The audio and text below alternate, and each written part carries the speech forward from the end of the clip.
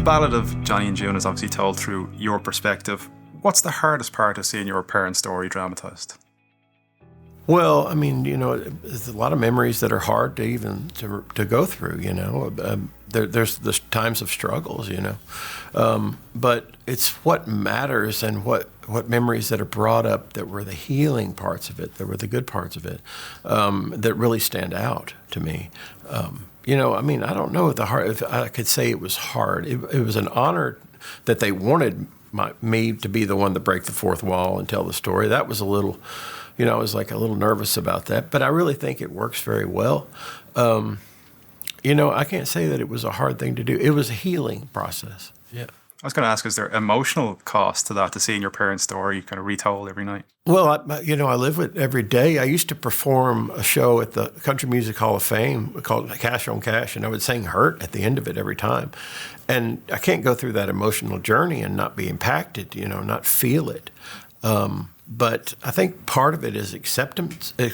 Part of it is having hope, finding hope. We all there is hope, and there always is. Is there a song in the show, or even a song in the back catalogue of your mother and father, that holds a personal, emotional weight or resonance with you? The song to me that is most exemplifies correctly my father's life, who he was, what he stood for, in the end, that simplifies it down, is a song called Singer of Songs, and it's later in the play. I love that song. You've heard it maybe from your reaction. That song is very powerful in the play. And how do you protect your own memories of your relationship with them while still giving a public view of what that relationship was? Well, that's my private relationship with them. That's my family, and so I hold that like a treasure. I hold those memories like, in a package and keep them safe. I mean, that's my good life. And so, and I like to share. I like because every people out there, they have a personal relationship with my mother and father. They have perhaps the song that my dad sang might have saved their life. And so I got to respect that, but I don't necessarily think that my parents come to them in dreams or anything, even though some of them do believe. But I do believe that they have a personal relationship with my parents, and I still do also. So in that, we're alike. On the flip side of that, if your parents were to see the show, do you think they'd recognize themselves in it, or? Oh, yeah, I think they would. I think that, they'd be honored to know anyway that this play had such a life at this point, this many years past their passing. But no, I think that they would be excited about it. Is there anything for Irish audiences in particular that you want them to take away from this show? The healing, the redemption, really. I hope that is the resounding, weight that they carried with them. Is the redemption, the love, and the joy that was there. That for one bright, shining moment, there was Camelot, whatever.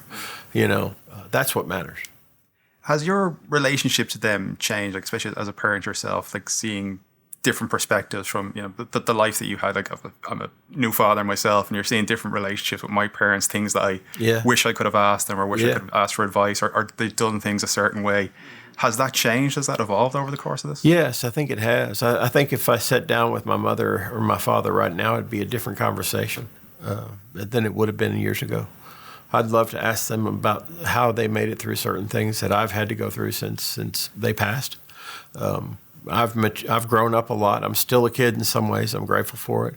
But I've lived a lot of life since then. So my relationship with them, it would be different, yes.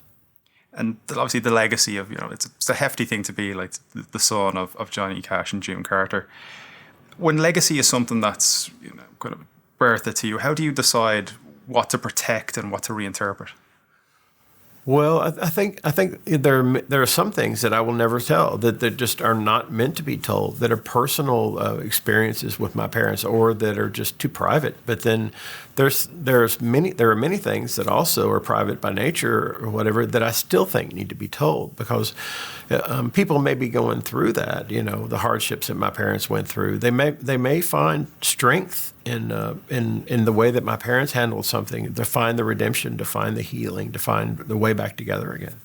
Someone else who I'm also a fan with, you got to work with, is Rick Rubin. Uh-huh.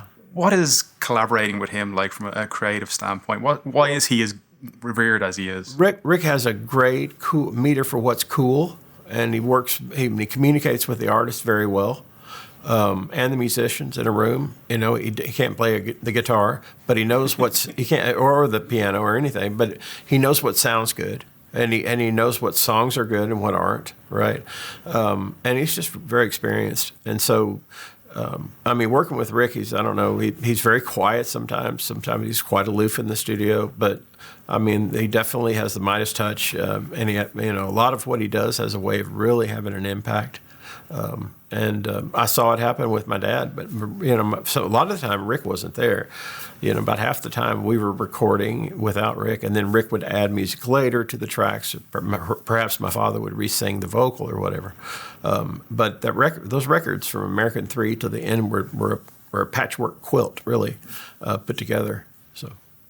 Talking about a patchwork, you're a singer-songwriter yourself. You've obviously written the show. You've the brilliant House of Cash. But I didn't write this play, no, but my words are all through it. But I have 8 published books or something, and then I have a couple of Grammys that are up on the shelf, and for works that I've done myself, and I mean, there are accolades or whatever, but I mean, right now I'm painting. I have an album out called Pineapple John, but I'm doing abstract painting now more than anything. Yeah. And finally, getting the wrap up single there. If Cash Cabin could record one more artist, living or dead, that hasn't been recorded by yourselves, who would you like to pick? The Cranberries. That's a good answer. We're going well here. Yeah. Or you too. Yeah. Let's go there. That's what's on my mind anyway. I really love the music, but probably Bono. Yeah. Yeah. My father-in-law was telling me he was at the Olympia show in '93 with the family and Chris Christopherson and Bono coming out as well. Yeah.